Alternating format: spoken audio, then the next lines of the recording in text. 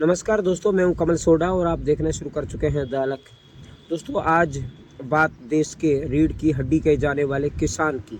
जी हाँ दोस्तों, किसान तो देश में खूब सारे हैं और खूब सारा अनाज है वो उगाते हैं और उसकी वजह से ये देश दोस्तों आगे से आगे ही बढ़ जाता है। लेकिन किसी समय भारत को केवल कृषि उद्योग ही कहा जाता था। भारतीय किसान थे वो खेती करते थे, चाहे बैल से हो, चाहे ऊँट से हो, चाहे फिर अन्य किसी साधन से।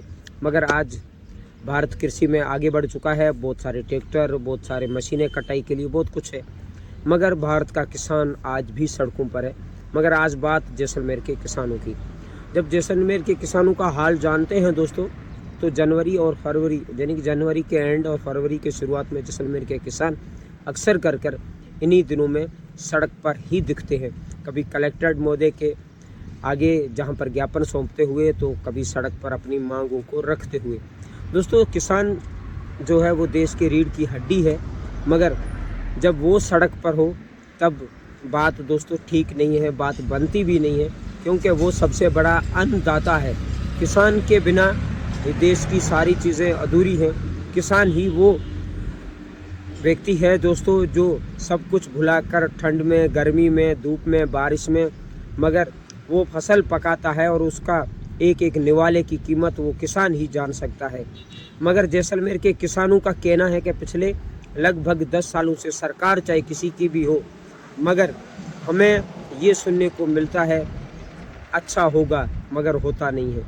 पानी को लेकर अभी किसानों की जो कल कलेक्टर महोदय के पास पहुंचे थे और उसमें से उन्होंने जो बात है वो रखी थी और वहाँ पर उन्होंने कहा था कि हमारा जो पानी है, जो हमारा जिस हिसाब से मिलना चाहिए उस हिसाब से हमें पानी नहीं मिल रहा है।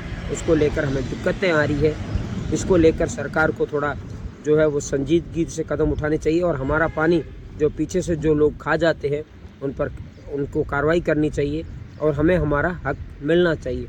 और किसानों ने अपनी बात में ये भी रखी कि पिछले 10 सालों से लगातार हमारे साथ में ये हो रहा है। हम लोग लगातार संघर्ष करते हुए आ रहे हैं, क्योंकि हमें जो चीज़ें मौके पर मिलनी चाहिए वो चीज़ें नहीं मिल रही है। हाल ही में हल्की फुल्की बारिश भी हुई थी, मगर सरकार ने शायद सुनी या ना सुनी हो, मगर जो भगवान ने उनकी बात है तो दोस्तों वो ज़रूर सुनी और कुछ ना कुछ कहीं ना कहीं जो उनको राहत भी मिली। मगर पूरी राहत सरकार को दोस्तों देनी चाहिए किसानों को। किसान एक बहुत बड़ा जो है अन्नदाता है, उससे बड़ा कोई अन्नदाता नहीं हो सकता। आपकी इस बारे में क्या राय है वो ज़रूर कमेंट बॉक्स में रखें और वीडियो अच्छा लगा हो तो लाइक, शेयर और कमेंट ज़रूर करें। जय हिंद, नमस्कार। फिर मिलेंगे किसी अगले वीडियो में अगले विषय के साथ। तब तक के लिए नमस्कार।